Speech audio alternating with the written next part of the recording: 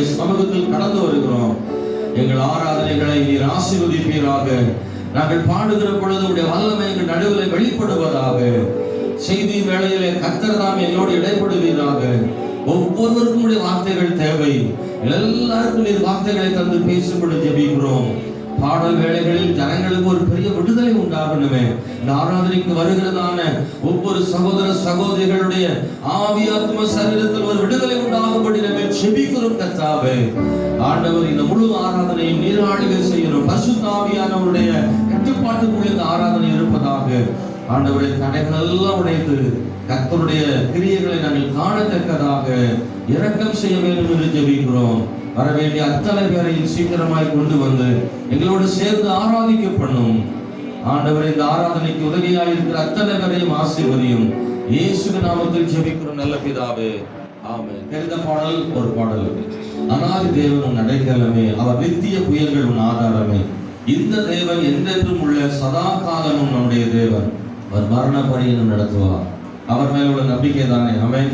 எல்லாம் கைதடி சேர்ந்து பாட போற உற்சாகமாக. நான் எந்த மனுஷனுக்காக நான் பாடல, எனக்காக அற்புதம் செய்த, என்னை நேசித்த, என்னை ரட்சித்த என் ஆண்டவரை நான் பாடி துதிக்க போறேன். மனுஷனுக்காக பாடினோம்னா நம்ம வைக்கப்படுவோம். ஆனா ஆண்டவருக்காக அவர் செய்த நன்மைகளை உணர்கிற பிள்ளைகள் நிச்சயமா தேவனை துதிக்க முடியும். அல்லேலூயா. நல்லா கைதடி பாடுவோம். ஜீசஸ்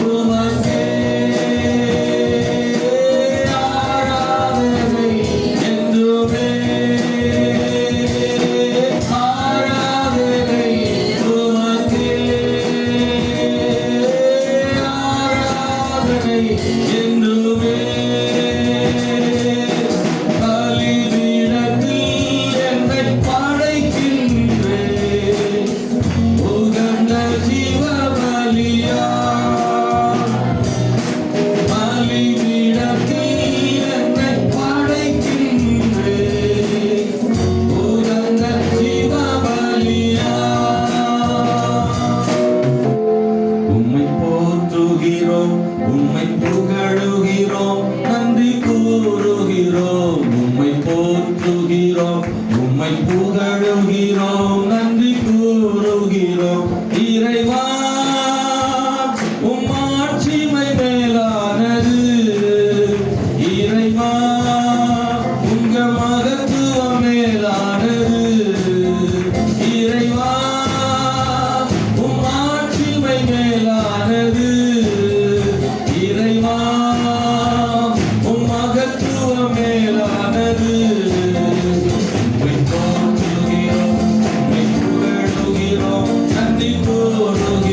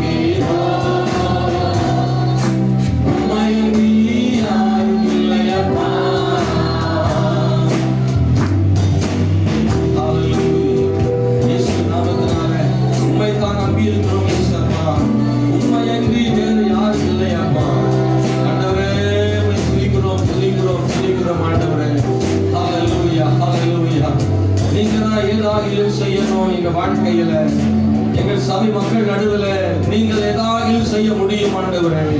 கர்த்தருடைய பாதத்திலே நாங்கள் வருகிறோமே ஆண்டவரே, நாங்கள் உம்மை உயர்த்தி ஆராதிக்கிறோம். தேவனுடைய அன்பையும் அறிவையும் இரக்கத்தையும் கிருபைகளையும் கருணைகளையும் நாங்கள் நினைக்கிறோம் ஆண்டவரே. நானும் என் வீட்டாரும் போகிறோம், கர்த்தரையே சேவிப்போம். ஹல்லேலூயா, ஹல்லேலூயா, ஹல்லேலூயா. ஆமென். ஸ்தோத்திரம். நான் கர்த்தரை சேவிப்பேன், என் வாழ்நாள் முழுவதும் உம்மை சேவிப்பேன் ஆண்டவரே. நன்றியோடு துதிக்கிறோம். ஹல்லேலூயா, உமக்கே நன்றி. ஹல்லேலூயா. கர்த்தர் இந்த கால வேளையிலே நாங்கள் எல்லாரும் இணைந்து உம்மை ஆராதிக்கிறோம் ஆண்டவரே. இந்த காலை ஆராதனை வேளையில் உடைய கிருபை எங்களோடு கூட இருப்பதாக எங்களை தாழ்த்தி ஒப்புக் கொடுக்கிறோம். மீதியா நேரமெல்லாம் எங்களோடு கூட இருந்து நீர் அற்புதமாக நடத்துவீராக, நீர் தாமே ஆசீர்வதிப்பீராக ஆண்டவரே. இந்த ஆராதனையில கலந்து கொண்டது நல்லது. கர்த்தர் என்னோடு கூட பேசினார், கர்த்தர் எனக்கு ஒரு அற்புதம் செய்தார் என்று எல்லாரும் சொல்லக்கூடிய வகையில தேவனுடைய கிரியைகளை வெளிப்படுத்துவீராக, உங்களுடைய வல்லமையான கரங்களை நீட்டி தொடுவீராக என்று ஜெபிக்கிறேன். நீர் மகிமைப்படும் இயேசுவின் நாமத்தில் ஜெபிக்கிறோம் நல்ல பிதாவே. ஆமென். ஆமென்.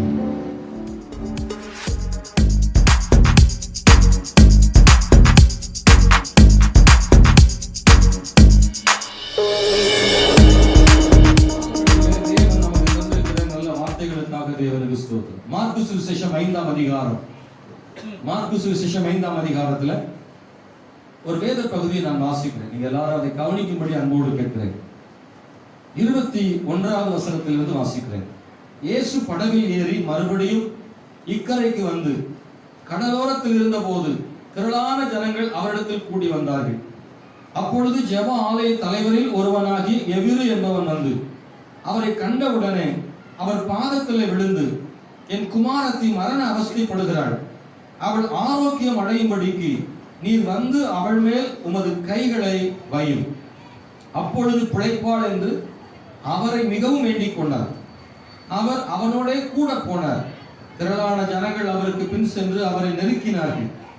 அப்பொழுது 12 வருஷமாய் பெரும்பாடுள்ள ஒரு ஸ்திரீ அநேக வைத்தியர்களால் மிகவும் வருத்தப்பட்டு தனக்கு உண்டானவைகளையெல்லாம் செலவழித்தும் சற்றாயிலும் குணமடையாமல் அதிக வருத்தப்படுகிற பொழுது இயேசுவை குறித்து கேள்விப்பட்டு, நான் அவருடைய வஸ்திரங்களை ஆகிலும் தொட்டால் சொஸ்தமாவேன் என்று சொல்லி ஜனக்கூட்டத்துக்குள்ளே அவருக்கு பின்னாக வந்து அவருடைய வஸ்திரத்தை தொட்டாள். உடனே அவளுடைய உதிரத்தின் ஊறல் நின்று போயிற்று. அந்த வேதனை நீங்கி ஆரோக்கியம் அடைந்ததை அவள் தன் சரீரத்தில் உணர்ந்தாள். உடனே இயேசு தம்மிலிருந்து வல்லமை புறப்பட்டதை தமக்குள் அறிந்து ஜனக்கூட்டத்துக்குள்ளே திரும்பி, என் வஸ்திரங்களை தொட்டது யார் என்று கேட்டார். அவருடைய சீஷர்கள் அவரை நோக்கி, திரளான ஜனங்கள் உம்மை நெருக்கி கொண்டிருக்கிறதை நீர் கண்டும் என்னை தொட்டது யார் என்று கேட்கிறீரே என்றார்கள். இதை செய்தவளை காணும்படிக்கு அவர் சுற்றிலும் பார்த்தார். தன்னிடத்திலே சம்பவித்ததை அறிந்த அந்த ஸ்திரீயானவள் பயந்து நடுங்கி அவர் முன்பாக வந்து விழுந்து உண்மையெல்லாம் அவருக்கு சொன்னார். அவர் அவளை பார்த்து, மகளே, உன் விசுவாசம் உன்னை ரட்சித்தது, நீ சமாதானத்தோட போய் உன் வேதனை நீங்கி சுகமாயிரு என்றார். அல்லேலூயா.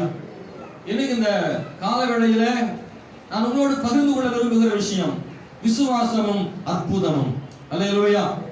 விசுவாசத்தையும் அற்புதத்தையும் நாம் பிரித்து பார்க்க முடியாது. நான் தொடர்ந்து இப்படிப்பட்ட தலைப்புகளிலே நாம் பார்த்து கொண்டே வருகிறோம். விசுவாசமும் கிரியைகளும், விசுவாசமும் ஜெபமும், விசுவாசமும் விவேகமும், விசுவாசமும் கீழ்ப்படிதலும், இன்னைக்கு விசுவாசமும் அற்புதமும். இந்த வசனங்களில் வாசிக்கிற போது ஒரு ஆழமான விசுவாசமுடைய ஒரு சகோதரி, அவள் வாழ்விலே தேவன் பெரிய அற்புதத்தை ஆண்டவர் செய்தார். நாம் வாசித்த போது இந்த சம்பவம் நம்மளுக்கு நன்றாக புரிந்திருக்க கூடும். இந்த வேத பகுதியில 34வது வசனத்தில் எழுதப்பட்டிருக்கிற ஒரு 3 காரியங்களை இந்த காலவேளையில் உங்களோடு கூட நான் பகிர்ந்து கொள்ள விரும்புகிறேன். 1, உன் விசுவாசம் உன்னை ரட்சித்தது. 2, சமாதானத்தோட போ. 3, வேதனை நீங்கி சுகமாயிரு. ஸ்தோத்திரம்.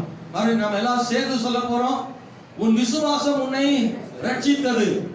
2, சமாதானத்தோட போ. சுகமாயிரு. இந்த 3 காரியங்களை அந்த சகோதரிக்கு ஆண்டவர் சொல்லுகிறார். இந்த ஆசீர்வாதமான ஆறுதலான இந்த வார்த்தைகளை அவள் கேட்டு மிகுந்த மகிழ்ச்சி அடைந்தார். இந்த 3 ஆசீர்வாதமும் அவளுக்கு கிடைத்தது. இயேசு என்ன ஆசீர்வாதத்தை சொன்னாரோ அந்த 3 ஆசீர்வாதமும் இந்த பெண்ணுக்கு கிடைத்தது. ஆனா இந்த பெண்ணுக்கு அந்த 3 ஆசீர்வாதம் கிடைப்பதற்கு அவள் பட்ட பிரயாசங்கள் அதிகம். இன்னைக்கு ஆண்டவர் சொல்லுகிற அந்த 3 காரியங்களை நாம் படிக்கிறோம். அன்பான தேவனுடைய பிள்ளைகளே, ஒரு கேள்வி இங்கே வருகிறது. உன் விசுவாசம் உன்னை ரட்சித்தது. முதலாவது வார்த்தை, உன் விசுவாசம் உன்னை ரட்சித்தது. ஆங்கிலத்துல ஸ்தோத்திரம், your faith healed you சொல்லப்பட்டிருக்கிறது. உன்னுடைய விசுவாசம் உன்னை குணமாக்கியது. ரட்சித்தது என்ற வார்த்தைக்கு ஆங்கிலத்துல சுகமாக்கிற்று. இயேசு கிறிஸ்துவினுடைய வல்லமை அவளை சுகமாக்கிற்று. ஸ்தோத்திரம். நாம் அங்கே இயேசுவினுடைய அந்த ஸ்டேட்மெண்ட் என்ன அப்படின்னா, உன் விசுவாசம் உன்னை குணமாக்கிட்டு. இந்த பெண்ணுக்கு குணம் கிடைத்திருக்கிறது, அற்புதம், ஒரு பெரிய அற்புதம் அது. அவளுக்கு கிடைத்த அந்த சுகம் எப்படி கிடைத்தது என்ற ஒரு பார்வை இந்த கால வேளையில ஆண்டவர் சொல்ற, உன் விசுவாசம் உன்னை குணமாக்கிட்டு. ஆண்டவர் சொல்லுகிறபடி அவள் விசுவாசம் அவளை குணமாக்கிட்டார். இயேசு கிறிஸ்துவுடைய சரீரத்திலிருந்து வல்லமை புறப்பட்டு அவளை குணமாக்கிட்டார். ரெண்டில் எது அவளுக்கு சுகம் கொடுத்தது? அவள் விசுவாசம் அவளை குணமாக்கிட்டா, இயேசுவின் வல்லமை அவளை குணமாக்கிட்டா. விசுவாசம், விசுவாசம் என்றவங்க கை வைத்துங்க. உன் விசுவாசம் உன்னை ரட்சித்தது சொன்ன மாதிரி அவள் விசுவாசம் அவளை குணமாக்கிட்டு. சரி, இல்லை, அவள் இயேசுவின் வல்லமை தான் அவளை குணமாக்கிட்டுன்னு சொல்றவங்க சோத்திரம் இல்லை. எல்லாருமே கொஞ்சம் பேர் கை தூக்காம இருக்கு. நீங்க நினைக்கிறீங்க எப்படியோ குணமாயிட்டு போற பாஸ், நமக்கு என்ன நல்லது நடந்தா சரி அப்படின்னு நினைக்கிறீங்களா? ஸ்தோத்திரம். இரண்டுமே. அல்லேலூயா. எப்படி அவள் விசுவாசம் மட்டுமே அவளுக்கு சுகம் கிடைத்ததனால் அது கிரியைகளாகி போய்விடுமே. ஸ்தோத்திரம். இயேசு கிறிஸ்துவுடைய வல்லமை புறப்பட்டது என்று வசனமே சொல்லுகிறது. அப்படிதானா? இயேசு அவள் விசுவாசத்தை அங்கே கனப்படுத்த விரும்புகிறார். அவள் விசுவாசத்தை மற்றவர்களுக்கு முன்னாடி உயர்த்தி காண்பிக்க விரும்புகிறார். அவள் விசுவாசம் பெரிது என்பதை உணர்த்த விரும்புகிறார். ஆனால் அதே இடத்துல அவள் விசுவாசம் மட்டுமே அதுக்கு காரணம் அல்ல. இயேசுவினுடைய சரீரத்திலிருந்து வல்லமை புறப்பட்டு அவளை குணமாக்கிற்று. அப்படிதானா?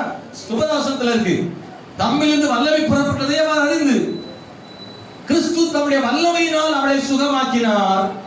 அவளோ தன் விசுவாசத்தால் சுகம் பெற்றார். ஆமென். ரெண்டையும் இப்படி பார்க்கணும். இயேசு தம்முடைய வல்லமையால் அவளை சுகமாக்கினார். அவளோ தன் விசுவாசத்தால் சுகம் பெற்றார். இங்க இந்த ரெண்டும் முக்கியமா இருக்கு. நான் அதான் சொல்றேன், அற்புதத்தையும் விசுவாசத்தையும் பிரிக்க முடியாது. எங்கெல்லாம் அற்புதம் இருக்கோ அங்கெல்லாம் விசுவாசம் இருக்கிறது. எங்கெல்லாம் விசுவாசம் இருக்கோ அங்கெல்லாம் அற்புதம் நடக்கும். ஹல்லேலூயா. ஸ்தோத்திரம். இந்த காலையில தேவனுடைய பிள்ளைகளே சட்டனா ஓங்கி தட்டிருங்க. ஆமா, ஸ்தோத்திரம். ஹல்லேலூயா. ஒன்னு, உன் விசுவாசம் உன்னை ரட்சித்தது. ஹல்லேலூயா. நல்ல கவனிங்க. இந்த விசுவாசம் எனக்குள்ளே வரும்போது ஆண்டவருக்குள்ளே இருக்கிற வல்லமைய அந்த விசுவாசம் வெளிப்பட செய்கிறது. அதை நல்லா புரிஞ்சுக்கோங்க. நமக்குள்ளே இருக்கிற அந்த விசுவாசம் கிறிஸ்துவுக்குள்ளே இருக்கிற வல்லமையை வெளிப்பட செய்கிறது. எனக்குள்ள விசுவாசம் இல்லாத வரைக்கும் இயேசு கிறிஸ்துவுக்குள்ளே இருக்கிற அந்த வல்லமை வெளிப்படாமல் இருக்கிறது. எப்பொழுது எனக்குள்ள விசுவாசம் இருக்கிறதோ அப்பொழுது அவருக்குள்ள இருக்கிறதான வல்லமை வெளிப்பட ஆரம்பிக்கிறது. இந்த கால வேளையில நாம் அதை சரியாக விளங்கிக் கொள்ள நம் தேவன் நமக்கு கிருபை செய்வாராக. நான் சொல்வதற்கு புரியும் நம்புறேன். அவருக்குள்ள வல்லமை இருக்கு, நமக்குள்ள விசுவாசம் இருக்கு. ஆமென். விசுவாசம் இருந்தாதான். இன்னைக்கு நான் சொல்ல விரும்புகிற காரியம் ஒண்ணு, நம்ம எல்லாருக்குள்ளே விசுவாசம் இருக்கா அப்படின்னா இருக்கு. அதனால இன்னைக்கு வந்திருக்கோம். விசுவாசம் எல்லாம் நம்ப மாட்டாங்க. ஆண்டவர் விசுவாசிக்கிறதுனால சபைக்கு வரும், வேதத்தை படிக்கிறோம், ஜெபம் பண்றோம், எல்லாம் செய்யறோம். ஆனா அந்த விசுவாசத்துக்கு அளவு எவ்வளவுன்னு தான் இன்னைக்கு கேள்வி. நான் எந்த அளவுக்கு இயேசு விசுவாசிக்கிறேன் என்பது ஒரு கேள்வியா இருக்கு. ஆமென். ஆண்டவர் விசுவாசத்தை சீர்தூக்கி பார்க்கிறார். ஒவ்வொருத்தருடைய விசுவாசத்தையும் ஆண்டவர் சீர்தூக்கி பார்க்கிறார். எவ்வளவு விசுவாசம் அதிகமாக இருக்கிறது, அவருடைய விசுவாசம் எவ்வளவு பெரிது, இதெல்லாவற்றையும் ஆண்டவர் ஆராய்ந்து பார்க்கிறவராக இருக்கிறார். இந்த வார்த்தைகளை பல இடங்களில் சொல்லியிருக்கிறார். ஆமென். 100க்கு அதிபதியினுடைய விசுவாசத்தை அவர் பார்த்த போது அவர் சொல்றாரு, இது போன்ற விசுவாசத்தை இஸ்ரவேலுக்குள்ள நான் என்ன செய்யல, பார்க்கவில்லை என்று சொல்கிறார். ஆகவே இது போன்ற விசுவாசத்தை பார்க்கல. அவர் சொல்லுகிறார், நான் ஒருத்தரை போனா போறான், ஒருத்தர் வானா வர்றான், அந்த அதிகாரம் எனக்குள்ள இருந்தாலும் நான் ஒருவருக்கு கீழ்ப்பட்டவனா இருக்கிறேன் அப்படின்னு சொல்றார். அது மட்டுமல்ல, ஆண்டவரே நீர் என் வீட்டுக்கு வர நான் பாத்திரம் அல்ல, நீ ஒரே ஒரு வார்த்தை மாத்திரம் எனக்கு சொல்லும். அவன் சொல்ற ஒரே ஒரு வார்த்தை எனக்கு சொல்லும், என் வேலைக்காரன் வீட்டில் இருக்கிறான், அவன் சுகமாவான். நல்ல கவனிங்க, அந்த விசுவாசத்தை அவர் கனப்படுத்துகிறார். அவன் ஸ்தோத்திரம். அநேகர் அவருடைய அவன் வார்த்தைகள் மேல விசுவாசம் வைத்தார்கள், அநேகர் அவருடைய வல்லமைகள் மேல விசுவாசம் வைத்தார்கள், அநேகர் அவருடைய கைகளின் மேல விசுவாசம் வைத்தார்கள். இவளோ இயேசு வஸ்திரத்தை தொட்டால் கூட சுகமாவேன் என்று விசுவாசித்தார். பலருடைய விசுவாசம் வெவ்வேறு விதமாக இருக்கிறது என்பதை நாம் அறிந்திருக்கிறோம். அன்பானவர்களே, இந்த சகோதரி 12 வருஷமாக பெரும்பாடு உள்ளவளாக இருந்து அவள் பட்ட வேதனைகளை சொல்லி மாறாது அவ்வளவு வேதனைகளில் இருந்து அவள் சுகம் பெறுவதற்கான காரணம் உன் விசுவாசம் என்று சொன்னார் அல்லவா? என்ன விசுவாசத்தை ஆண்டவர் கண்டார்? அவளுக்குள்ளே இருந்த அந்த விசுவாசத்தை ஆண்டவர் எப்படி கண்டார்? ஆண்டவர் பார்த்த விசுவாசம் எது? ஆண்டவர் சுகமாக்கும்படி இல்ல, இந்த மாதிரி சம்பவங்களை நம்ம கேள்விப்பட்டிருக்க முடியாது இல்ல. வேதத்துல ஆண்டவர் அநேகர் வந்து இயேசுவிடத்துல கேட்டு அற்புதங்களை பெற்றுக் கொண்டார்கள். இயேசுவே என்னை சுகமாக்கும் என்று தனக்காக சிலர் மன்றாடினார்கள். என்னை விடுதலையாக்கும் என்று சொன்னார்கள். குருடர்கள் கேட்டாங்க, எங்களை பார்வையடைய செய்யும் என்றார்கள். சில குஷ்டநோய்கள் வந்து எங்களை சுகமாக்கும் என்றார்கள். இப்படி பலர் வந்து தனக்காக ஆண்டவர்கிட்ட கேட்டு சுகம் பெற்றார்கள். சிலர் தன் பிள்ளைகளுக்காக, தன் வேலைக்காரனுக்காக இயேசுவிடத்தில் வந்து கேட்டு சுகம் பெற்றுக் கொண்டார்கள். சில இடங்களில் இயேசு கேட்காமலே அவரே முன் வந்து சுகமாக்கி இருக்கிறார். அவரே அவர்களை பார்த்து அவர்களை மனதுருகி அவருடைய பாடுகளை வேதனைகளை காணும் போது அவர்களை கேட்கவில்லை, ஆனாலும் அவர்களை பார்த்து ஆண்டவர் சுகமாக்கி இருக்கிறார்.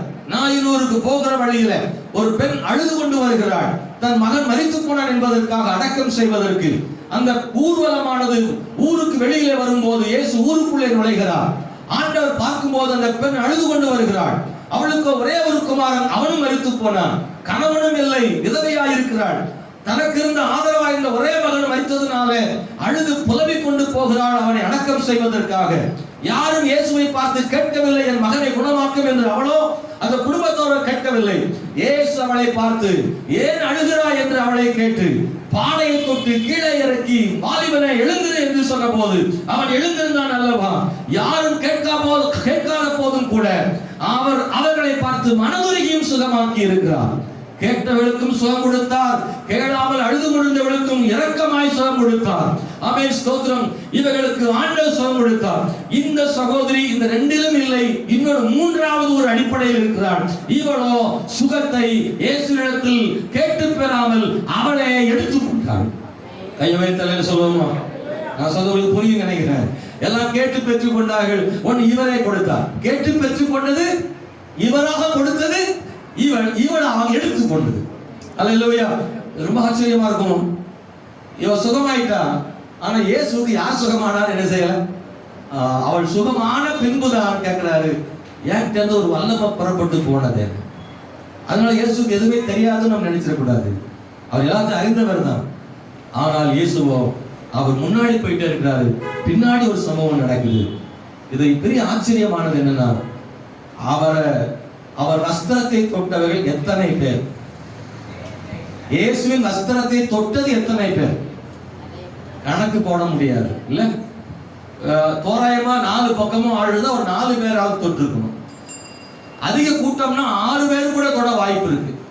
நம்மள மாதிரி ஜீன்ஸ் பேண்ட் டி-ஷர்ட் போட்டா நிறைய பேர் தொட முடியாது. அங்கி நிறைய பேர் தொட முடியும் இல்ல. டைட்டா ட்ரெஸ் பண்றது வேற, அங்கி மாதிரினா நீளமா கிடக்கும், லூசா கிடக்கும், அது காத்துக்கு அங்க இங்கேயும் பறக்கும். அப்ப நிறைய பேர் தொட முடியும். நம்ம கொஞ்சம் யோசித்து பார்க்கிறோம். இயேசு அங்கி போட்டு இருந்திருக்காருல்ல, அவருடைய அங்கி பைபிள். அப்போ அவருடைய வஸ்திரமானது அநேகர் தொடுவதற்கு வாய்ப்பு இருக்கிறது. வாசிக்கிறோம், அவரை நெருக்கினார்கள். தூரமா வந்தா கூட வஸ்திரம் பட வாய்ப்பு இல்லை. சோசியல் டிஸ்டன்ஸ்லாம் அப்ப கிடையாது. எல்லாம் நெருக்கி கொண்டு போகிறார்கள், இடித்து கொண்டு போகிறார்கள். அவங்களே கேட்கிறாங்க, ஆண்டவரே நீங்க எப்படி கேட்கிறீங்க? திரளான ஜனம் உம்மை நெருக்கி கொண்டிருக்கிறதை கண்டும் ஏன் என்னை தொட்டது யார் என்று கேட்கிறீர்? அப்படி கேட்க முடியாது. எல்லாருமே தொடுறாங்க. வஸ்திரத்தை தொட்டவர்கள் உதாரணமாக 6 பேர் வச்சுக்கோங்க. இயேசுவின் வஸ்திரத்தை தொட்ட 6 பேரில் ஒருவருக்கு மட்டும் வல்லமையை புறப்பட வேண்டும் என்றால் அங்கதான் சொல்றேன், மற்றவர்களெல்லாம் தொட்டது சும்மா யாரோ தள்ளி விட்டதுனால தொட்டாங்க, இவ்வளவு விரும்பியே தொட்டார். விசுவாசத்தோடு தொட்டார். மற்றவர்கள் விசுவாசத்தோடு தொடல, வேற வழி இல்லை, யாரோ இவங்களை இடிக்க, இவங்க அவர் மேல இடிக்க, மற்றவர்களால் தொட்டார், இவளாக தொட்டார். மற்றவர்கள் எல்லாரும் தாங்களாக அவரை தொட வேண்டும் என்று விரும்பி தொடவில்லை, மற்றவர்கள் எல்லாரும் இன்னொருத்தராலே தள்ளப்பட்டு தொட்டார். இவளோ யாராலும் தள்ளப்படாமல் இவளே விரும்பி தொட்டார். அவளுக்கு அற்புதம். உங்களுக்கு புரியுதா? யாராலோ தள்ளப்பட்டு இயேசுவை தொடுகிறவர்களுக்கு அற்புதம் இல்லை, தானாக இயேசுவின் இடத்தில் தள்ளி கொண்டு வரப்பட்டு அவர்களாக தொடுகிறவர்களுக்கு அற்புதம். கையை தட்டக்கூடாதா? யாரோ தள்ளி இருந்தனால வரல, நீங்க நிறைய பேர் தள்ளி தான் கொண்டு வர வேண்டியிருக்கு இல்ல. சொல்லுவாங்க தள்ளி பழுக்கிறது பழம் கிடையாது, தானா பழுக்கிறது தான் பழம் சொல்லுவாங்கல்ல. ஆமா, பழத்திலேயே பழுக்க வைக்கிறது வேற, பழுக்கிறது வேற. பழுக்க வைக்கிறது ஆரோக்கியம் கிடையாது, ருசியும் கிடையாது. தானா பழுக்கிறது இருக்குல்ல, அதுதான் ருசி. நீங்க எத்தனை பேர் தானா பழுக்கிறது உங்களுக்கு தான் தெரியும். தானா பழுக்கிறது, தானா ஜெபிக்கிறது, தானா பைபிள் படிக்கிறது, தானா சர்ச்சைக்கு வர்றது, விரும்பி வருகிறது ரொம்ப முக்கியம். நல்லா கவனிங்க, திரும்ப சொல்றேன், தானா வருவது, யாரோ கட்டாயப்படுத்தி நெருக்கப்படுத்தி என்ன வரலையே, ஏன் எதுக்குன்னு வரல, நாம் 2 வாரம் வரல, பாஸ்டர் போன போட்டு வீட்டுக்கு போய் ஏன் வரலன்னு கேட்டு, இப்படி இல்ல சில வீடுகள் அப்படி நடக்குது. சில கணவனை மனைவி தள்ள வேண்டி இருக்கு, பழத்தை காயப்பறிச்சு ஊத்தம் போடுற மாதிரி. சில நேரத்துல கணவரை மனைவி தள்ளி என்னங்க ஏதுங்க, சில வீட்டுல மனைவிய கணவனோ பிள்ளைகளை, சில பிள்ளைகள் எல்லாம் காலை எழுப்பி ஆராதனை கொண்டு வரது போதும் ஆயிரும். அதுக்குள்ள எரிச்சல் அடைஞ்சு நிறைய பேர் எல்லாருமே தானா பழுக்கிறார்களா என்ற ஒரு கேள்வி இருக்கு. தானா வருகிறார்களா, இயேசுவை தானாக விரும்பி தொடுகிறார்களா என்பது ஒரு கேள்வி இருக்கு. ஆலயத்தில் எத்தனை பேர் தானாக இயேசுவை விரும்பி வருகிறார்கள், விரும்பி ஆராதிக்கிறார்கள்? வேற யாருக்காகவாது நீங்கள் கட்டாயப்படுத்தப்பட்டு வந்து இயேசுவை தொடுவீர்களானால் உங்கள் வாழ்வில் அற்புதங்களை காண முடியாது. நீங்களாக வேண்டும் என்று விரும்பி இயேசுவை தொட்டால் உங்கள் வாழ்க்கையில் அற்புதங்களை நீங்கள் காண முடியும். எஸ், ஆமென், ஹல்லேலூயா. இன்னைக்கு ஒருவேளை நீங்க இப்படிப்பட்டவங்களா இருந்தா, எனக்கு விருப்பம் இல்லை, என் மனைவி ஓயாம சொல்லுவா, அதனால நான் ஜெபிக்கிறேன், என் கணவர் ஓயாம சொல்லுவாரு அதனால, அல்லது எங்க அப்பா அம்மா என்னை போட்டு தொல்லை பண்ணி ஆலயத்துக்கு கூட்டு வர்றாங்க, ஒரு வாரம் ஆராதனைக்கு வரேன்னா எங்க அம்மா ரொம்ப திட்டுறாங்க, எங்க அம்மாவுக்காக தான் நான் சர்ச்சைக்கு வரேன். தாய்க்காகவும் தகப்பனுக்காகவும் பாஸ்டருக்காகவும் நீ சர்ச்சைக்கு வந்தா வாழ்க்கையில் அற்புதத்தை காண முடியாது. மகளே மகனே, இயேசுவுக்காக நான் வரணும், நான் விரும்பி வர்றேன். ஆமா, உங்களுக்கு புரியுது நினைக்கிறேன். இயேசுவை அவருடைய வஸ்திரத்தை தொட்ட எல்லாரும் யாரோ தள்ளி விட்டதுனாலும் நெருக்கினதுனாலும் தொட்டார்கள், வேற வழியின்றி அவரை தொட்டார்கள். இவளோ விரும்பி இயேசுவை தொட்டாள். ஒரு எதிர்பார்ப்போடு அவரை தொட்டாள். அவளுக்கு ஒரு எதிர்பார்ப்பு இருந்துச்சு, ஒரு திட்டத்தோட வந்தாள். அதற்காகத்தான் அவள் வந்தாள், அதற்காகவே வந்தாள், ஒரு நோக்கத்தோடு வந்தாள்.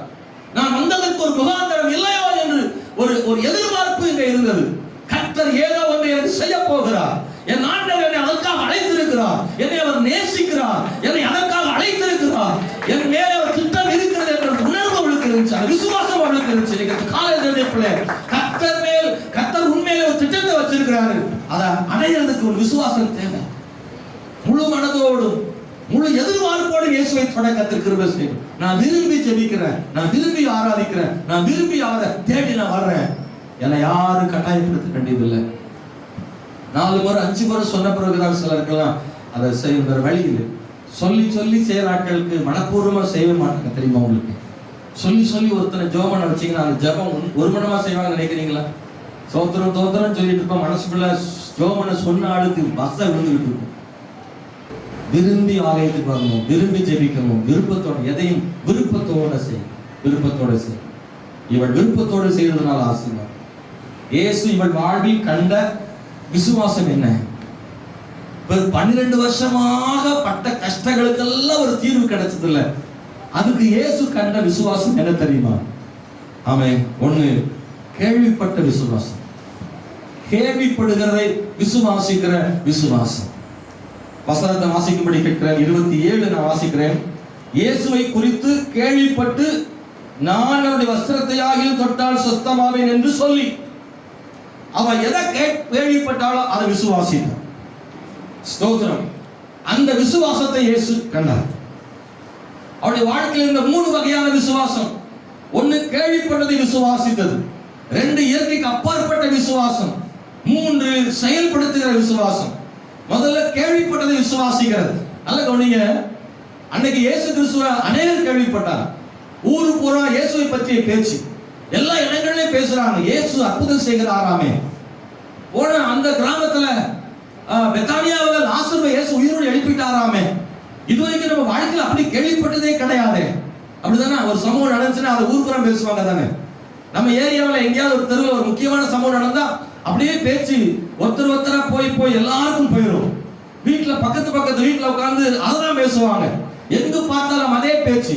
இதுவரை காணாத ஒரு சம்பவம் நடந்தால் அந்த சம்பவத்தை குறித்து மக்கள் பேசிக் கொண்டிருப்பார்கள். எருசலேமிலே, யூதாவிலே, கலிலேயாவிலே, சமாரியாவிலே எங்கு பார்த்தாலும் இதே பேச்சு நடந்து கொண்டிருக்கிறது.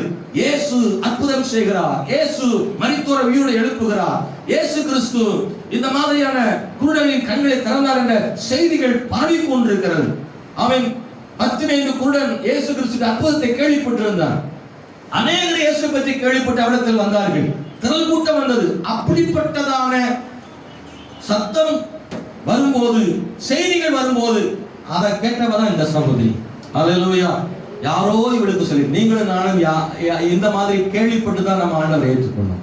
நமக்கும் யாரோ சொன்னார்கள், யாரோ நமக்கும் சொன்னார்கள், இயேசு கிறிஸ்து ஜீவனுள்ள தேவன் என்பதை நமக்கும் சொன்னார்கள். அல்லேலூயா.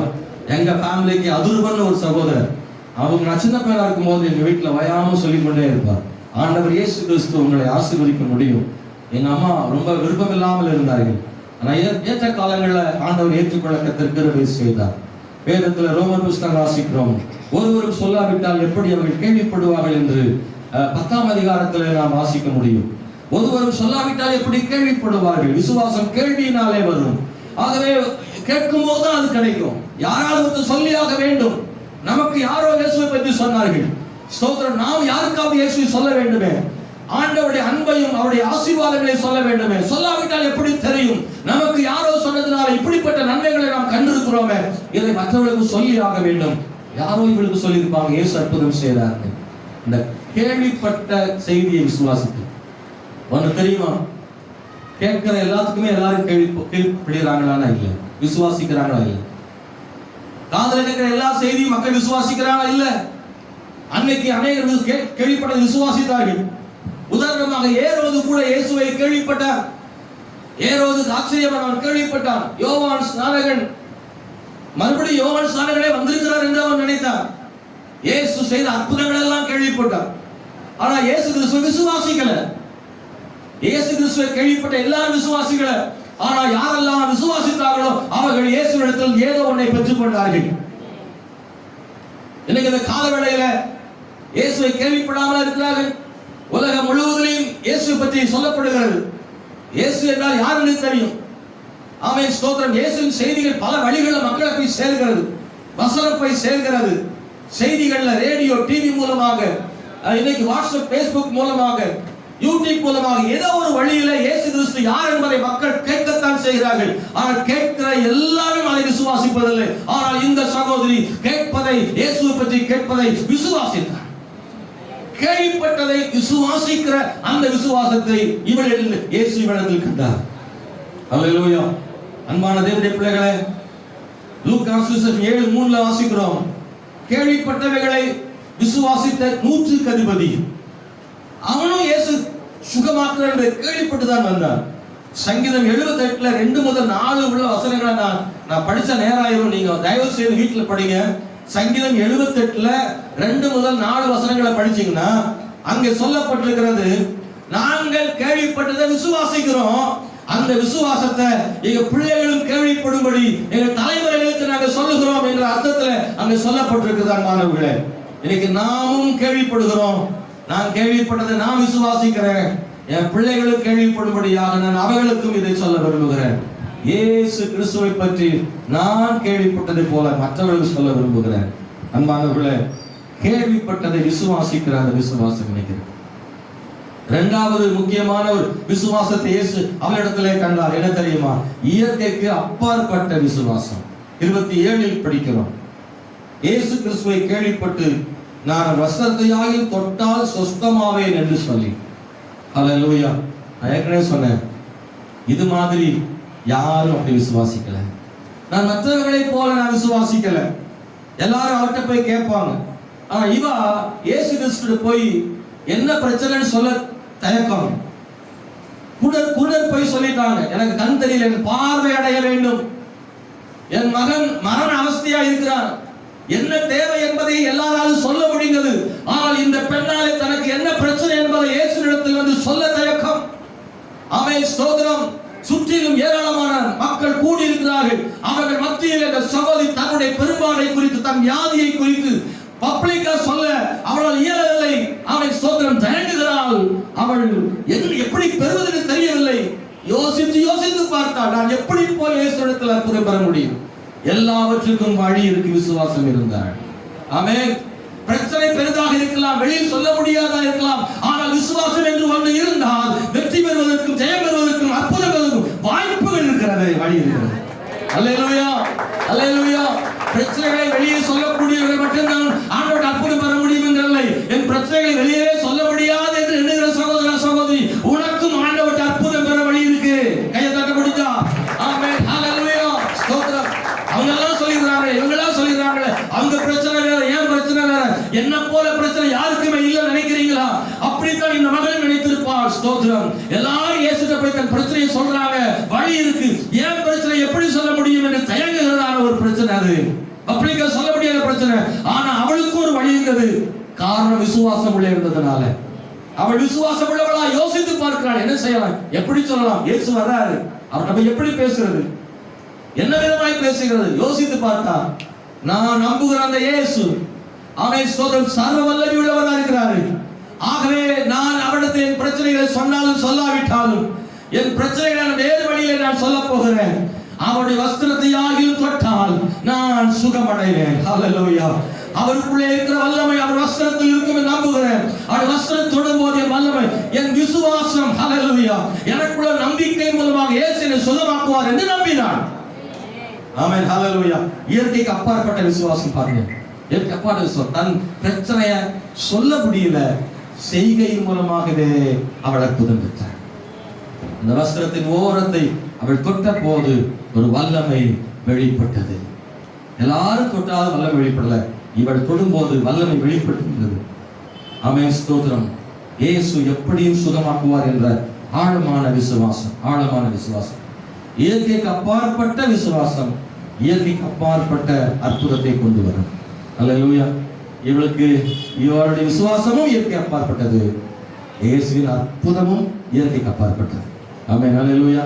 நல்லா பாருங்க, நம்ம விசுவாசம் இயற்கைக்கு அப்பாற்பட்டதா இருந்தா இயேசுவின் அற்புதமும் இயற்கை அப்பாற்பட்டதா இருக்கும். அல்லேலூயா. தன் விசுவாசத்தால் இயேசுவின் வல்லமை சுகத்தை அவள் பெற்றுக்கொண்டாள். அல்லேலூயா. அதனாலதான் சொல்றாரு, உன் விசுவாசம் உன்னை ரட்சித்தது. ஏன்னா உன்ன மாதிரி வேற யாரும் அப்படி விசுவாசிக்கல. உன் விசுவாசம் உன்னை சுகமாக்கிற்று, உன்னை குணமாக்கிற்று என்று ஆண்டவர் சொல்றார். அல்லேலூயா. ஆமென், ஸ்தோத்திரம். விசுவாசம் பெரியது. அவருடைய விசுவாசத்தை கர்த்தர் கனப்படுத்தினார். நான் மூணாவது ஒன்றை சொல்ல விரும்புகிறேன். அவன் செயல்படுத்துகிற விசுவாசம், செயல்படுத்துகிற விசுவாசம். 28ஆம் வசனத்துல வாசிக்கிறோம். பாருங்க, 27ல சொல்லியிருக்கு, தொட்டால் சுத்தமாவே என்று சொல்லி. இது எங்க, இது எப்படி நடக்குதுன்னா, இது வீட்டுல நான் அவருடைய வஸ்திரத்தையாகிலும் எப்போ கேள்விப்படுறாளோ இயேசு வர்றாருன்னு, அவர் சுகமாக்குறாருன்னு, அப்பவே மனசில் நினைக்கிறார், நான் இந்த மாதிரி சொல்ல முடியாது, ஆனா வஸ்திரத்தை தொட்டா அவர் சுகம் பெறுவேன்னு நினைக்கிறேன், மனசுல நினைக்கிறேன், மனசுல. ஆனா என்ன மனசுல நினைச்சாலோ அதை போய் செய்முறையில கொண்டு வந்தார், செயல்படுத்தினாள். மனதில் நினைக்கிற விசுவாசத்தை கிரியைகள்ல கொண்டு வந்தாள். அது ரொம்ப முக்கியமா கவனிக்க வேண்டியது. நல்லா கவனிங்க. நிறைய பேர் மனசில் நினைப்பாங்க, ஆனா கிரியைகள் வராது, செய்ய மாட்டாங்க. நாம நிறைய நல்லதை நினைக்கிறோம், ஆனா நாம் நினைக்கிற நல்லதையெல்லாம் கிரியைகளை கொண்டு வர முடியல. அதுக்கு சில தடைகள்லாம் காணப்படுது. நிறைய தடை இருக்கு. நாம் நினைக்கிறோம் ஆனா செய்யறதில்ல, விரும்புறோம் செய்யறதில்ல. ஒவ்வொரு வருஷமும் நம்ம வாழ்க்கையில பல தீர்மானத்தை எடுக்கிறோம். இப்படி எல்லாம் செய்யணும், அப்படி எல்லாம் செய்யணும், ஆண்டவருக்காக உழைக்கணும். இனிமேல இது செய்யக்கூடாத விஷயங்கள், செய்யக்கூடாதவைகளை நினைக்கிறோம், செய்யக்கூடியதை நினைக்கிறோம். நாம் அர்ப்பணம் செய்கிறோம், தீர்மானம் எடுக்கிறோம், பிரதிஷ்டை பண்றோம், பொருத்தனை பண்றோம், என்னெல்லாமோ மனசில் நினைக்கிறோம். ஆனா எத்தனை நினைக்கிறத செய்யறோம்? அதான் கேள்வி. அல்லேலூயா. பவுல் சொல்லும்போது சொல்றாருல, நன்மை செய்யணும்னு நினைக்கிறேன், ஆனா தீமைய நினைக்கிறது நன்மைதான், ஆனா செய்யறது தீமையாயிருது. நிறைய இன்மேல செய்யக்கூடாது, இன்மேல விட்டுறணும், இன்மேல் சொல்லக்கூடாது, இப்படி பேசக்கூடாது, இங்க போக கூடாது, தேவனுக்கு பிரியமில்லாத காரியம் செய்யக்கூடாது, மனசில் நினைக்கிற சகோதர சகோதரி அதை எத்தனை நிறைவேற்றுகிறாய்? அதான் கேள்வி. இன்னைக்கு இளையகுமாரன் சொல்றான், எங்க அப்பா வீட்டுக்கு போவேன், நானும் பசியா இருக்கிறேன், எங்க அப்பா வீட்டுல எல்லாரும் திருப்தியா சாப்பிடுறாங்க, வேலைக்காரன் கூட திருப்தியா சாப்பிடுறான். பணத்துக்கு விரோதமாக உமக்கு முன்பதாக நான் பாவம் செய்தேன், என்ன வேலைக்காரனா சேர்த்துக்கோங்க, நான் பிள்ளையா இருக்க உரிமை இல்லை, இதெல்லாம் சொல்லணும்னு மனசுல நினைக்கிறான். அவன் என்ன நினைச்சானோ அப்படியே போய் கொட்டினான். அதுல ஏதாவது மாற்றம் இருந்துச்சா? இல்ல. தான் துன்பப்படும் போது, பசியா இருக்கும் போது என்னவாக நினைத்தானோ அதை அப்படியே வந்து சொன்னான், தகப்பனே பணத்துக்கு விரோதமாக உமக்கு முன்பாக நான் என்ன செய்தேன்? பாவம் செய்தேன். ஒரு வரி கூட மாத்தல, நினைத்தது அப்படியே செயல்பாட்டு கொண்டு வந்துட்டான். ஆண்டவருக்காக வாழணும், ஆண்டவர்கிட்ட அற்புதம் பெறணும், என் வாழ்க்கையை மாத்திக்கிடணும்னு நீங்க மனசுல தீர்மானம் எடுக்கிறீங்களா? அந்த தீர்மானத்தை செயல் வடிவில கொண்டு வரும்போது உங்களுக்குள்ளே என்ன விசுவாசம் இருக்கோ அந்த விசுவாசத்தை எப்போ அந்த செயலுக்கு வருகிறதோ, கிரியைகள்ல வருதோ, நினைச்சதை செய்து முடிக்கிறீங்களோ, அப்போ கர்த்தர் உங்களுக்காக காரியங்களை செய்து முடிக்கிறார். ரொம்ப முக்கியமான ஒன்று தேவனுடைய பிள்ளை. நம்ம கூட சில நேரங்கள்ல வந்து யாரோடையாவது நமக்கு மனஸ்தாபம் இருந்தா, சண்டை இருந்துச்சுன்னா, ஆவியான நமக்குள்ள இடைப்படுறா பாருங்களேன். இடைப்படுறாரா? ஆமாவா? எப்படி பாக்குறீங்க? யாரு கூடயாவது சண்டை போட்டீங்க ஒரு நாள், திடீர்னு கோவம் பொங்கிருச்சுல. நம்ம யாரும் எல்லாரும் எப்பவும் பொங்குறது கிடையாது, சில நேரம் பொங்கிடுவோம். ஆமாவா இல்லையா? ரொம்ப காலம் சொல்லுவாங்க, சாது மிரண்டா காடு கொள்ளாதான் அப்படின்னு சொல்லுவாங்க. சாதுவாத்தான் இருக்கும், ஆனா மிரண்டா காடே பத்தாதான், அப்படி பொங்கிடுவான். ஆமா பாஸ்டர், உண்மைதான்ற கை வைத்துங்களேன். பரவாயில்ல, நிறைய சாதுக்கள் இருக்கிய போல, நிறைய பேர் பொங்குறதே இல்லை போல தெரியுது. யாரா இருந்தாலும் சில நேரத்தில் பொங்கிடலாம், கட்டுப்படுத்து புரியாமாயும். உடனே ஆவியானவர் என்ன பண்ணுவார்? நம்மள அந்த நேரத்துல பேசுறாரா அவர் கூட இருக்காரு அர்த்தம், பேசலன்னா அவர் போய் ரொம்ப வருஷமாச்சுன்னு அர்த்தம். ஆண்டவர் கூட இருந்தாருன்னா நீ தப்பு செய்யும் போது பேசுவாரு. பொங்கிட்டு வை, உடனே ஆண்டவர் உன்னை அப்படி பிடிப்பாரு. ஏண்டா நீ யாருன்னு தெரியுமா அப்படின்னு கேட்பாரு. மகளே நீ யாரு? தண்ணியில போய் ஞான சேர்த்து மறந்துட்டியா? நான் உன்னை ரட்சித்துட்டேன்னு மறந்துட்டியான்னு கேட்பாரு. உடனே கேட்பாரு.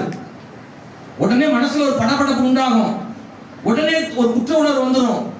சார் நம்ம தப்பு பண்ணிட்டோமே, அவசரப்பட்டோமேன்ற உணர்வு கட்டாயம் வரும். அப்படி வருதா உங்களுக்குள்ள அந்த படபடப்பும் பயமும் நான் தப்பு செஞ்சுட்டேன்ற உணர்வும் உனக்குள்ள வந்தா இயேசு இருக்காரு அர்த்தம். செஞ்சுட்டு நியாயப்படுத்துறேன்னா உனக்குள்ள ஆண்டவர் இல்ல. ஆமா, எல்லாரும் செய்யாத செஞ்சுட்டேன், ஊர்ல போய் முங்கிட்டு நானும் முங்கிட்டேன். மனுஷங்க பொங்க மாட்டானா? எல்லாரும் கோவம் வரும், எல்லாரும் தான் பேசுவோம், நானும் பேசிட்டேன், இதுல தப்பு இருக்குது. அப்படிதான் பாஸ்டர் பேசணும். ஒரு விசுவாசி வீட்டுக்கு ஜோபன பேசுனா அந்த விசுவாசி அவங்க வீட்டுக்காரரை போட்டு பயங்கரமா பேசுது. அவன் கிடக்காம பாஸ்டர், அந்த பையன் போறான் வாரான், அந்த குடும்பத்தை பாக்குறது இல்ல, கருத்தல் முடிச்சவன் அப்படின்னு வாயில வரதெல்லாம் பேசுது. யாருன்னா வீட்டுக்காரன். நான் சொன்னேன், சிஸ்டர் நீங்க விசுவாசி, தயவு செய்து அப்படி வீட்டுக்காரர் என்ன செய்யாதீங்க, பேசாதீங்க, என்ன இருந்தாலும் புருஷன் இல்லையா அப்படின்னா நீ சும்மா கிடைக்க பாஸ்டர், உங்களுக்கு தெரியாது, அப்படிதான் அவனை பேசுவேன். இதுக்கு மேல நமக்கு வந்துடும், வேண்டாம் அவன் எடுத்து கடைசி இவன் ஆயிடுவான், வேண்டான்ட்டு நானும் அதோடு நிறுத்திக்கிட்டேன். தேவ சிஸ்டர் நடக்கிற சிஸ்டர் வாரேன் அப்படின்னு ஜோம் பண்ணிட்டு வந்துட்டேன். சில நேரங்கள்ல தப்பு செஞ்சாலும் ஆவியாளர் சொன்ன உடனே திருத்திக்கிற உண்டு, ஆவியாளர் சொன்னாலும் அப்படித்தான் ஆவியாளரே செய்வேன்னு அவர்கிட்டே பேசுற ஆளு இருக்கு. நிச்சயம் ஆண்டு உணர்த்துவார். ஆனா கர்த்தர் உணர்த்தும் போது, ஆவியார் உணர்த்தும் போது, ஆண்டவரே நான் இனிமே நான் செய்த தவறுன்னு மனசுல நினைச்சு ஆண்டவர்கிட்ட மன்னிப்பு கேட்டு, யார்கிட்ட சண்டை போட்டாங்களோ அவங்க கிட்ட போய் மன்னிப்பு கேட்கறதுக்கு ஆவியான உள்ளத்துல சொல்லுவாரு. நம்மளும் என்ன செய்யறோம்னா, ஆமா ஆண்டவரே உண்மைதான், நம்ம மன்னிப்பு கேட்கணும் தான் நாமளும் ஆண்டவர்கிட்ட நினைக்கிறோம். ஏன்னா ஆண்டவருக்காக நம்ம ரட்சிக்கப்பட்டோம். மன்னிப்பு கேட்டுறோம், ஆண்டவரே இன்னைக்கு சாயங்காலம் 5 மணிக்கு அவன் வீட்டுக்கு போய் அவர்கிட்ட போய் ஒரு வார்த்தை, நான் பேசுறதுக்கு மன்னிச்சுக்கோன்னு சொல்ல போறேன்னு நம்ம வீட்டுல நினைக்கிறோம். சாயங்காலம் 5 மணிக்கு நாம் வீட்டை விட்டு கிளம்புறோம், அந்த அம்மா வீட்டுக்கும் போறோம். வாசல்ல போனவன ஒரு கௌரவம் நமக்குள்ள வருது, இவர்கிட்ட போய் நான் மன்னிப்பு கேட்டு, இவ ஒரு பெரிய எம்எல்ஏ எம்பி அப்படின்னு வீட்டுல போய் வாசல்ல ஒரு யூ-டர்ன் போட்டு நேர வீட்டுக்கு வந்துடும். அங்க வந்துட்டு இருப்பான், இன்னைக்கு எப்படி அவன்கிட்ட பேசிடணும், பழசெல்லாம் போகட்டும். தூரத்துல வந்துட்டே இருப்பான், பக்கத்துல நெருங்கிட்டே இருப்பான். பக்கத்துல வந்த உடனே என்னமோ ஒண்ணு ஆகும், அப்படியே இங்கிட்டான் போகும். எத்தனையோ முறை அவரிடத்தில் போய் பேச போகும்போது ஒரு பயமோ அல்லது கூச்சமோ அல்லது சுயநலமோ கௌரவமோ அப்படி ஒண்ணு நமக்குள்ள ஒரு மாம்சம் இருக்கு, உயிரோட இருக்கணும். அது விட மாட்டேன், இழுத்து குடிக்கு. அது சொல்லுது, நீ என்ன சாதாரணமான ஆளா, உங்க அப்பா அம்மா சும்மாயா பெற்று போட்டாங்க, நீ என்ன ஏழையா, எதையாவது ஒன்ன சொல்லி நீ சாதாரண ஆள் கிடையாது, நீ போய் காலை விட வேண்டாம். இந்த மாம்சம் நம்மளை ஓயாம இப்படியே உசுப்பேத்தி விட்டு நம்மளை கீழ்ப்படிய விடாம தடுக்கு. நீ உன்னுடைய சுவாபம் மாறுது பத்தியா, மதிப்பும் மாறுது. நான் உண்மையே சொல்றேன், மதிப்பும் மாறுது. உன்னை பற்றி அபிப்பிராயம் மாறுது. உடனே நினைக்கிறான், இவன் கிறிஸ்தவனா இருக்கிறதுனால அதை செய்யறான். மனதில் நினைக்கிற சில அர்ப்பணிப்புகளை, மனசுல நினைக்கிற சில தீர்மானங்களை, மனம் திரும்புதல்களை நாம செயல்பாட்டுல நிறைய கொண்டு வர்றதில்லை. அதை தடுக்கிற கௌரவம் நமக்குள்ள இருக்கு. மாம்சம் என்ன நமக்குள்ள இருக்கு, அது தடுக்குது. குடும்ப கௌரவம் நம்ம வாழ்க்கை ஏதோ ஒண்ணு நம்மள தடுக்குது. Praise the Lord. ஆமென்.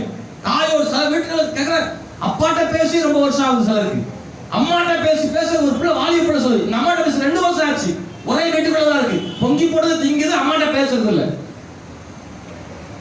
இன்னைக்கு அநேக குடும்பங்கள் நடக்கு. பையன் அப்பாட்ட பேசுறது இல்ல, பிள்ளை அம்மாட்ட பேசுறது இல்ல, அப்பா அம்மா பெற்றோர்கிட்ட பேசுறது இல்ல, மருமக மாமியாட்ட பேசுறது இல்ல, மாமியார் மருமகிட்ட பேசுறது இல்ல, தாய் மாமட்ட பேசுறது இல்ல, சித்தப்பாட்ட பேசுறது இல்ல. ஏதோ ஒரு சமூகம் அவங்களை பிரிச்சு வச்சிருக்கு. ஆனா ஆவியானவர் பலமுறை சொல்லிட்டாரு, நீ மனம் திரும்பு, ஒப்பு கொடு, மன்னிப்பு கேளு. கர்த்தர் பலமுறை ஆவியானவர் பேசினாலும் இன்னும் ஒப்புரவாக மனமில்லை. காரணம், உள்ளுக்குள்ள ஏதோ ஒரு கௌரவம் ஆமை ஸ்தோத்திரம் தடுத்து கொண்டே இருக்கிறது. அது நீ ஒப்பு கொடுக்காத வரைக்கும், கர்த்தருடைய சத்தத்துக்கு கீழ்ப்படியாத வரைக்கும் இந்த சகோதரி பெற்றுக் கொண்டது போல ஒரு அற்புதத்தையும் வாழ்வில் நீ பெற்றுக்கொள்ள முடியாதபடி அதுவே தடையாக இருக்கிறது. மகளே, இன்னைக்கு காலவழி தேவனுடைய பிள்ளைகளை, உனக்குள்ள தேவன் கொடுக்கிற அந்த அர்ப்பணிப்பையும் விசுவாசத்தையும் கீழ்ப்படிதலையும் நீ மனசுக்குள்ள வைக்காம அதை செயல்ல கொண்டு வர கர்த்தர் விரும்புகிறார். ஒரு அல்லேலூயா சொல்லுங்களேன். சவுண்ட் கம்மியா தான் இருக்கு. நல்லா நல்லா நல்லா உள்ளுக்குள்ள இருந்துச்சா. இன்னைக்கு இந்த ஆராதனை முடியும் போது யார்கிட்ட போய் ஆவியானவர் பேச சொன்னாரோ இன்னைக்கு பேசிடணும். ஆமென். அல்லேலூயா. உனக்கு இது தெரியலாம், நான் மன்னிப்பு கேட்கறதுனால என் கௌரவம் எல்லாம் போயிடும். இல்ல, உனக்கு ஏகப்பட்ட கௌரவம் கிடைக்கும். நான் சொல்றேன், கிடைக்கும் கௌரவம், ஒண்ணும் குறைஞ்சிடாது. கர்த்தர் உன்னை ஆசீர்வதிப்பார்.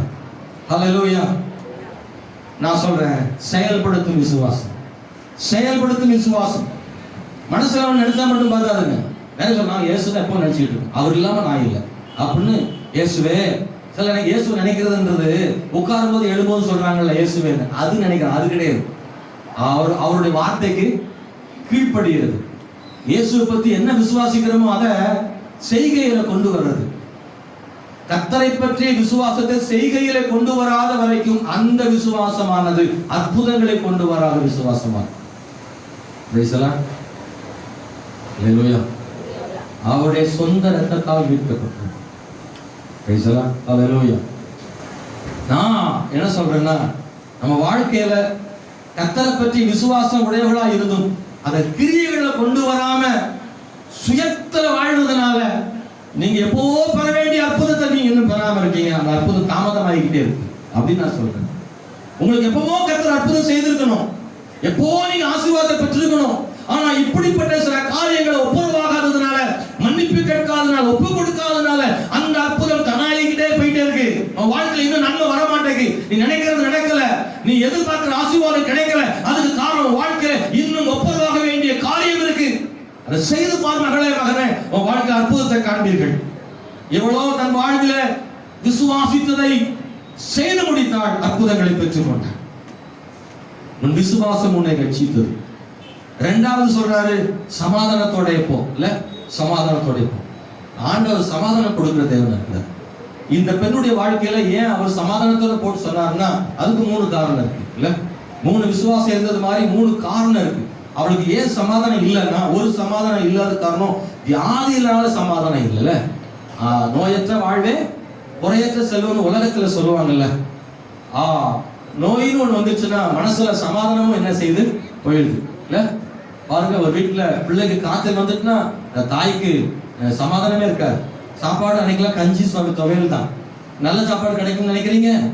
வீட்டுல ஒரு பிள்ளைக்கு சோம்பலன்னா நல்ல சாப்பாடு செய்ய மனசு வராது. தாய்க்கு மனசு நிம்மதி இருக்காது. தாய் கிட்ட போவாங்கிட்டு வருவா, மனசெல்லாம் ஒரு யோசனை, எதையோ யோசிச்சுக்கிட்டு பேசிக்கிட்டே இருப்பான். தகப்பனுக்கு நல்ல ஒரு சமாதானம் இருக்காது. வியாதி சமாதானத்தை எடுத்துருது. அநேகருடைய வாழ்க்கையில் வியாதி சமாதானத்தை எடுத்து விடுகிறது. அப்படிப்பட்டவர்களுக்கு ஆண்டவர் சொல்றாரு, சமாதானத்தோட போ. இன்னைக்கு இந்த ஆராதனைக்கு வந்திருக்கிற சகோதர சகோதரி, கர்த்தர் சொல்ற வார்த்தை, நீங்க சமாதானத்தோட போங்க. சமாதானம் இல்லாம வந்திருக்கிற உனக்கு தேவன் சமாதானம் தர விரும்புகிறார். ஹல்லேலூயா. வேற வசனம் சொல்லுகிறது, யோவான் 14:24-27 ஆண்டவர் சொல்றாரு, என்னுடைய சமாதானத்தை உங்களுக்கு தருகிறேன். உலகம் கொடுக்கிற பிரகாரமாக அல்ல, உலகம் கொடுக்க முடியாத, உலகத்தை எடுக்க முடியாதமான சமாதானத்தை நான் உனக்கு தருகிறேன் என்று சொல்றார். அதே அதிகாரத்தில் முதல்ல உங்கள் இருதயம் கலங்காது இருப்பதாக. ஆமென்.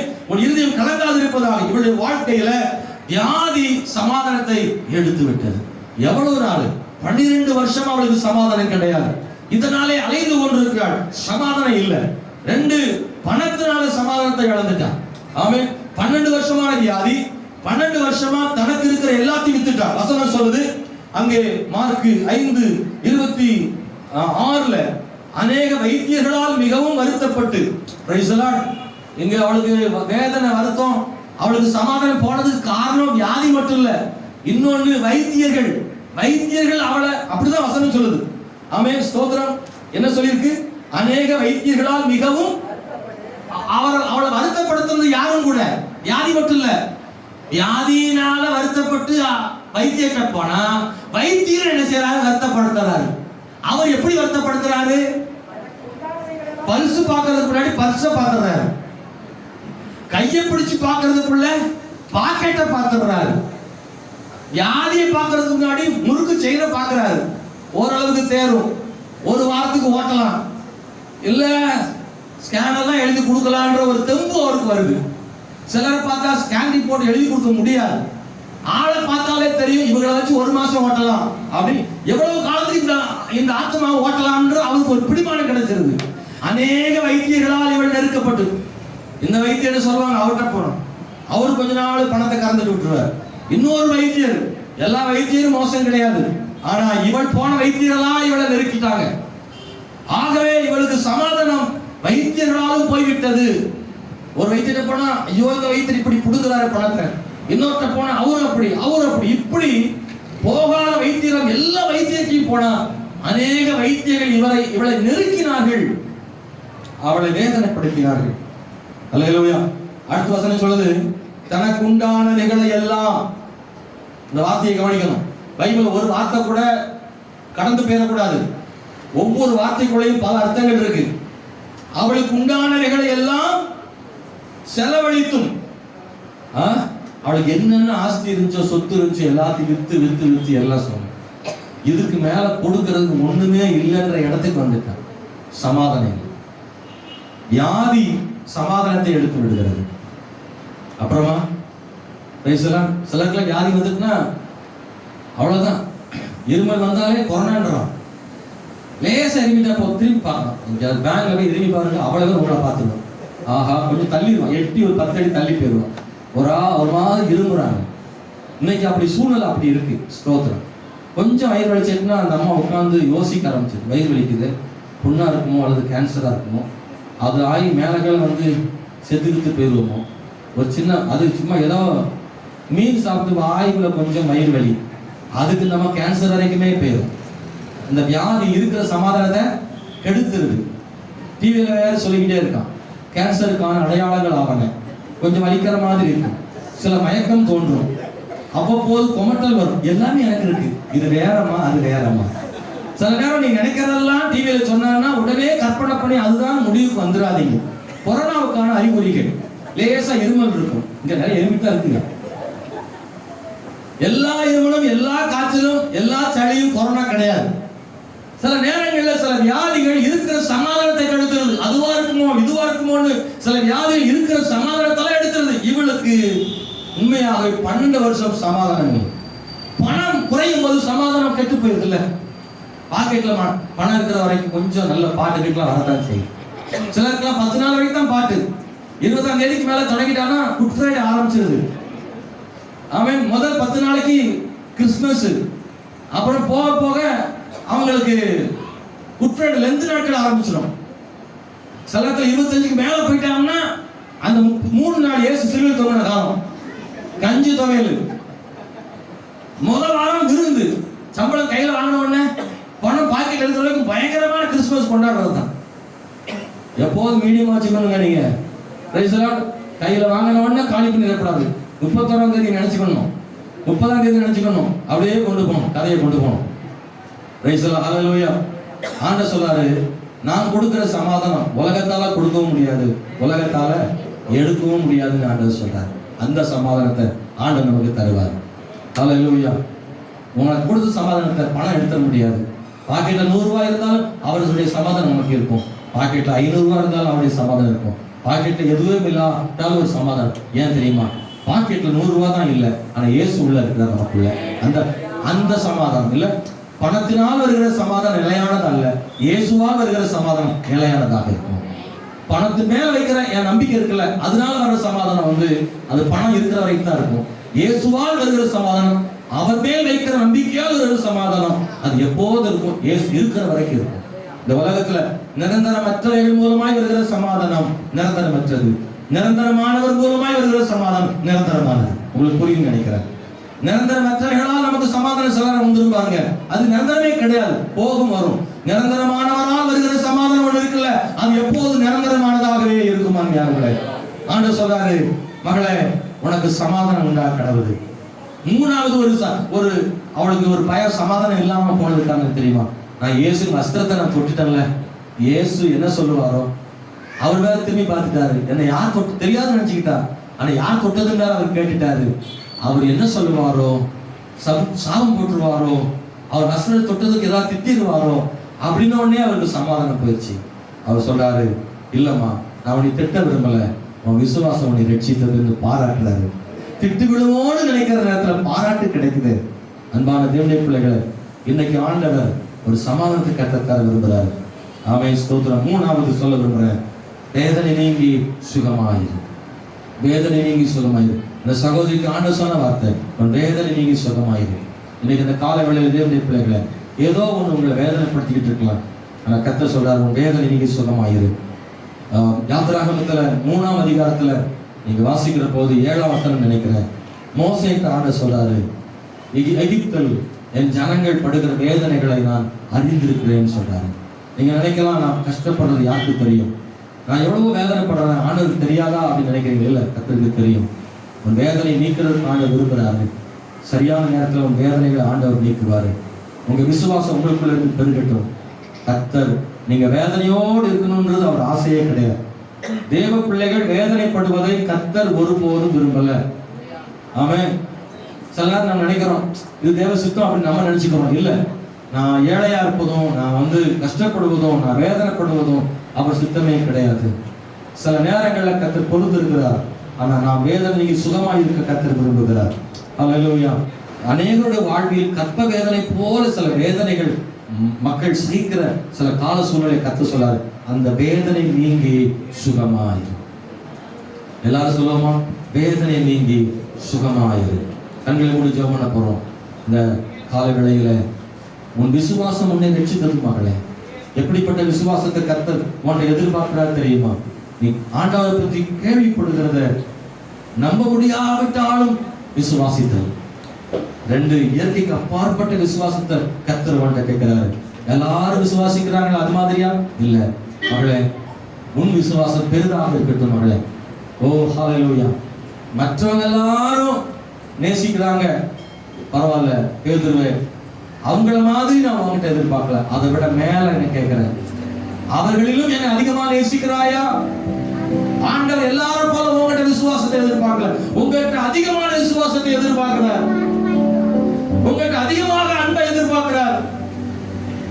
100 பேர் இருந்தாலும் 100 பேர் மாதிரி இல்ல சகோதர சகோதரி, அவங்கள விட ஒரு படி மேல நீ அவளை நம்பணும், ஒரு படி மேல நீ அவளை விசுவாசிக்கணும்.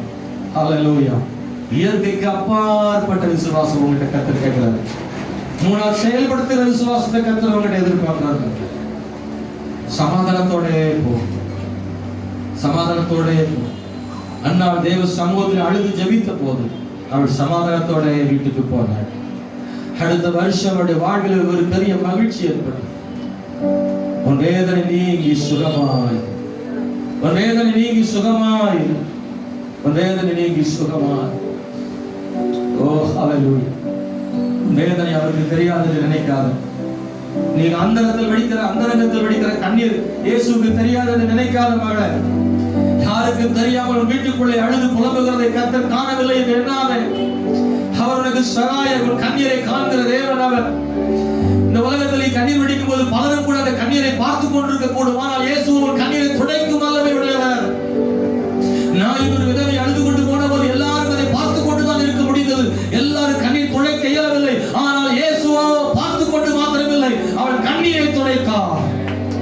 இந்த கால வேளையில் சகோதரா சகோதரி, இயேசு கிறிஸ்து ஒரு கண்ணீரை காணும் தேவன் மட்டுமல்ல, ஒரு கண்ணீரை துடைக்கும் தேவனாக இருக்கிறார். காலையத்துல இருந்து உன் கண்ணீர் இந்த பாயிலும் சேர்லையும் தலையில் விழும்போது இயேசுவின் கரங்களில் தான் அந்த கண்ணீர் விழுகிறது. அந்த கண்ணீருக்கு பலனை ஆண்டவர் தருவார் மகளே.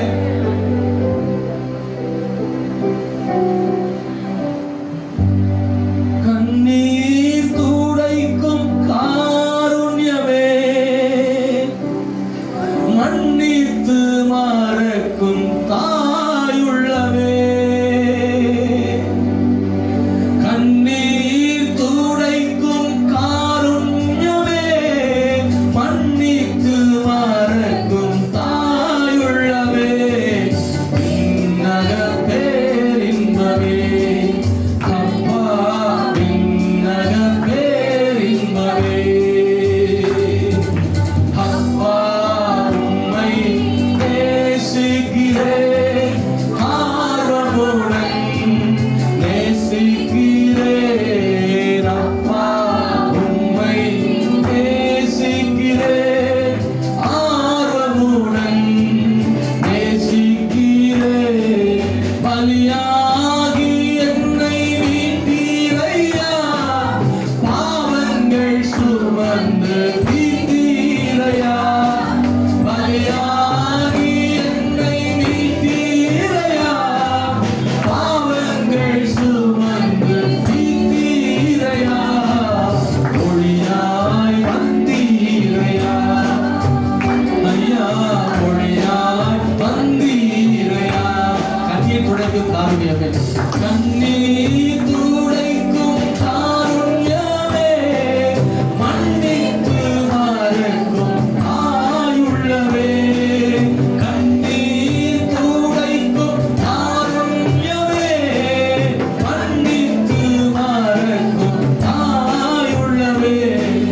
விண்ணக பேரின்பமே அம்மா, விண்ணக பேரின்பமே அப்பா, உம்மை நேசிக்கிறேன் ஆர்வமுடன், நேசிக்கிறேன் அப்பா, உம்மை நேசிக்கிறேன் ஆர்வமுடன், நேசிக்கிறேன்.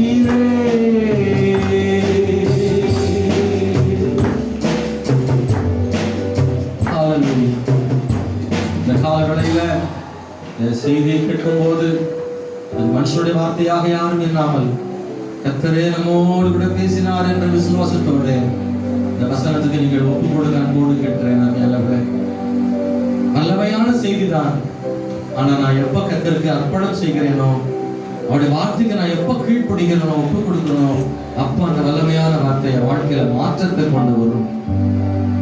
மாற்றத்தை கொண்டு வரும். அவரே உன் ஜெபத்தை கேட்டு உன் விண்ணப்பத்திற்கு பதில் கொடுக்க ஆயத்தம். சில நேரங்களில் உன் சூழ்நிலைகளை அவரே அறிந்து உன் மேல மனதுருகி நீ கேட்காமலே அவரே வந்து, ஏன் அழுகிறாய் மகளே என்று அவரே வந்து ஒரு கண்ணீரை கண்டு தொட்டு உனக்கு அற்புதம் செய்கிறார். நீ விசுவாசம் உள்ளவாய் அவரிடத்தில் இருந்த அற்புதங்களை நீயாக பெற்றுக்கொள்ளவும் கர்த்தர் வழி வைத்திருக்கிறார். விசுவாசத்தோட அவரை தொட்டார், விசுவாசத்தோட அவரை தொட்டார். யாருக்காகவோ நான் அவரை தொட்டாலும், நானே அவரை தொட்டால் அவர் எனக்கு அற்புதம் செய்ய அவர் போதுமானவராக இருக்கிறார். உண்மையாக இந்த காலவேளையில யாரிடத்திலேயாவது ஒப்புரவாக வேண்டுமானால் நான் ஒப்புரவாக விரும்புகிறேன். என்னுடைய கௌரவத்தை எல்லாம் தாண்டி நான் மன்னிப்பு கேட்டுவிட விரும்புகிறேன். நான் மன்னிப்பு கேட்டுவிட விரும்புகிறேன். இந்த காலையில் இந்த செய்திக்கு ஒப்பு கொடுக்க விரும்புகிறவங்க மாத்திரம் கையை உயர்த்தி, அதுக்கு அடையாளமா கரத்தை உயர்த்தி ஆண்டவர் பார்க்கட்டும். எல்லாரும் கண்ண மூடி இருக்கும் போது நம்முடைய கரத்தை உயர்த்தி, ஆண்டவரை என்னை தாழ்த்துறேன், நீங்க என் வாழ்க்கையில தர வேண்டிய ஆசீர்வாதத்தை தர என்னை கீழ்ப்படுத்துகிறேன். இந்த செய்திக்கு என்னை ஒப்பு கொடுக்கிறேன், என்னோடு பேசுகிறேன் ஆண்டவரை, என்னை தாழ்த்துகிறேன் ஆண்டவரை என்று சொல்லி ஹல்லேலூயா. எனக்குள்ள அந்த சகோதரிக்குள்ள இந்த விசுவாசத்தை போல இயற்கைக்கு அப்பாற்பட்ட விசுவாசத்தை எனக்கு தாரும் என்று கேட்கிறேன். ஆண்டவரே, நான் கேள்விப்பட்ட உண்மை பற்றிய வசனங்களுக்கு கீழ்ப்படிய விரும்புகிறேன், விசுவாசிக்க விரும்புகிறேன். என் உள்ளத்தில் இருக்கிற விசுவாச வார்த்தைகளை செயலிலே கொண்டு வர விரும்புகிறேன். என் முழுமையாக ஒப்பு கொடுக்கிறேன். பரலோகத்தின் பிதாவே, சர்வ வல்லமை உள்ள தெய்வமே, இந்த கால வேளையில நாங்கள் இந்த வசனங்கள் எல்லாம் கேட்கும் போது நீ சர்வ வல்லமை உள்ளவர், நீர் எப்படியும் அற்புதம் செய்ய முடியும் என்பதை விசுவாசிக்கிறோம். இந்த செய்திகள் எல்லா சகோதர சகோதரிகளுக்கும் மாணவர்களுக்கும் பெரியவர்களுக்கும் தடைகளையும் தாண்டி விசுவாசிக்கிறோம். உடைய பிள்ளைகளை சமாதானத்தோட வெளிகளுக்கு அனுப்பும். அவர் வேதனைகள் நீங்கி சுகமாய் இருக்கும்படி அற்புதம் செய்யும். உடைய கண்ணீர் இந்த காலவெளியில் துடைக்கப்படுவதாக. என்ன நடக்குமோ என்று தன் பிள்ளைகளின் குடும்பங்களை குறித்து, பிள்ளைகளையும் குறித்து கவலையோடு வேதனைப்படுகிறவருடைய பிள்ளைகளுக்கு நீ வேதனை நீங்கி சுகமா இருப்பாயாக என்று சொல்கிறபடியால் ஸ்தோத்திரம். தன் காரியங்களை கைகூடி வரப்பட முடியும், ஆசீர்வதியும், தொடர்ந்து நடத்தும். இயேசுவின் நாமத்தில் ஜெபிக்கிறோம் நல்ல பிதாவே, ஆமென்.